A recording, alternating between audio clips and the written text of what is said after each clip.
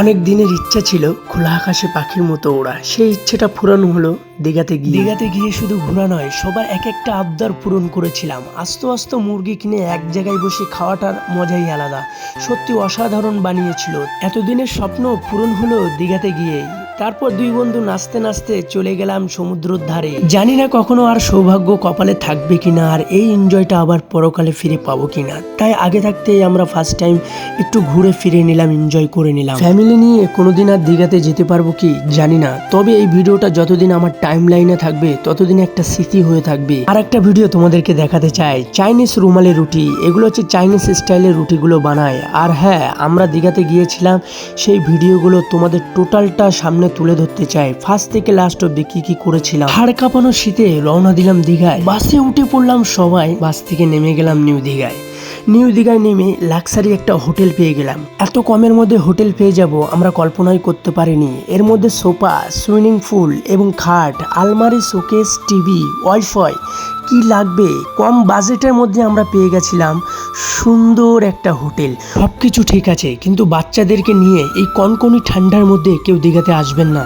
দীঘা সমুদ্রের ধারে খুব প্রচণ্ড পরিমাণে ঠান্ডা হাওয়া দিচ্ছে, এবং ঠান্ডা তো আছেই, তারপরও বাচ্চাদেরকে নিয়ে খুব রিস্ক হয়ে যাচ্ছে। আপনারা কেউ বাচ্চাদেরকে নিয়ে আসবেন না, একটু ঠান্ডার শেষের দিকে আসবেন, তবে একটু ঘুরে ফিরে মজা করতে পারবেন। আর আমরা রুমগুলো ঘুরে ঘুরে দেখাচ্ছি, কি সুন্দর ওয়ালগুলো প্রিন্ট করেছে, সত্যি অসাধারণ লাগছে। আমরা টিফিন করতে চলে গেলাম সমুদ্রের ধারে। সকালবেলায় খেলাম কচুরি এবং ঘুগনি, আলুর দম, অসাধারণ বানিয়েছিল। আমরা 10টা দোকান দেখে একটা দোকানে ঢুকেছিলাম। সকাল সকাল টিফিনটা সেরে চলে আসলাম আমরা রুমে আসার পরে সানস্ক্রিন মাখার জন্য একদিকে ব্যস্ত হয়ে পড়েছে, আর একদিকে আমরা 3 বন্ধু ভিডিও করার জন্য ব্যস্ত হয়ে পড়েছি। এটা একটা বন্ধু, আর পিছনে দাঁড়িয়ে আছে আর একটা বন্ধু। তবে আমার এতটুকু বিশ্বাস, এই বন্ধু বান্ধবের বন্ধনটা সারা জীবন থেকে যাবে। আর হ্যাঁ, অনেকেই ভাবতে পারো আমাদের সঙ্গে এই 3টে মেয়ে কে। এই 3টে মেয়ে 3 বন্ধুর ওয়াইফ।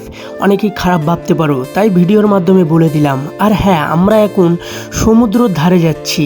দেখতে পাচ্ছ, এটা আমার গিন্নি ঘোড়ার পাশে দাঁড়িয়ে ভিডিও করছে, বলছে আমাকে কটা ফটো তুলে দাও না।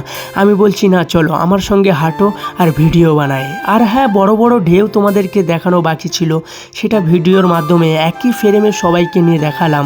দেখতে পাচ্ছ, এটা আমাদের টোটাল ফ্যামিলি। তো হ্যাঁ, তোমরাও আসতে পারো দীঘাতে। দেখতে পাচ্ছ হাজারো মানুষের ঢল। আর আমি গাটা ধুয়ে রুমে চলে আসলাম, কারণ ঠান্ডার সময় আরও ঠান্ডা লাগছিল, তাই বেশিক্ষণ ছিলাম না।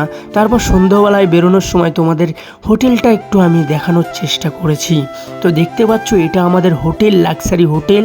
এটার মধ্যে সুইমিং পুল, ওয়াইফাই, কি লাগবে তোমার সব কিছুই আছে। তোমাদেরকে বলেছিলাম আস্ত মুরগি, এই সেই আস্ত মুরগি বাটার ফাটার দিয়ে সুন্দর করে কিন্তু ফ্রাই করে আমাদেরকে খাওয়ালো। অসাধারণ টেস্ট, আর দামটাও বেশি নয়, তবে 400 টাকার মধ্যেই আশা করি হয়ে যাবে। তোমরা আরও কিছু খেতে পারো, চিকেন ললিপপ থেকে শুরু করে চিকেন বার্গার, সব কিছু এখানে তোমরা পেয়ে যাবে, চাইনিজ আইটেম থেকে সব। আমরা চলে গেলাম উড়িষ্যা, লাল কাঁকড়া দেখতে, তালছাড়ি চলে গেছিলাম। সব প্রত্যেকটা লোকেশন আমরা ঘুরেছিলাম। তবে হ্যাঁ, তোমাদেরকে সব কিছু দেখানো সম্ভব হয়নি, তবে কিছু কিছু মুহূর্তগুলো আমি এই ভিডিওর মাধ্যমে তুলে ধরেছি। তবে আমার গিন্নি কিছু একটা বলতে চাইছে, আমি ভয়েসটা তোমাদেরকে দিলাম না, কারণ প্রচণ্ড পরিমাণে নয়েজ আসছিল, হাওয়া। সমুদ্রের ধারে আমি আগেই বলেছি যে খুব হাওয়া মারছে, বাচ্চাদেরকে কেউ নিয়ে আসবেন না। তারপরেও আমরা বাচ্চাদেরকে এনে খুব ঝামেলায় পড়েছিলাম। তবে একটা জিনিস, আমাদের স্বপ্নটা পূরণ হলো, যেটা এতদিনের আশা ছিল ফ্যামিলিকে নিয়ে দীঘায় ঘুরতে যাব, শেষমেশ সেই স্বপ্নটা পূরণ হলো। এটা কিন্তু আমাদের ভিডিওর লাস্ট পর্ব, তাই তোমাদেরকে ভিডিওটা দেখালাম। এই আনন্দ উপভোগ আর জানি না সামনের বার হবে কিনা, উপরওয়ালাই ভালো জানে। তবে বেঁচে থাকলে চেষ্টা করব আবার একসাথে দীঘায় যাওয়ার।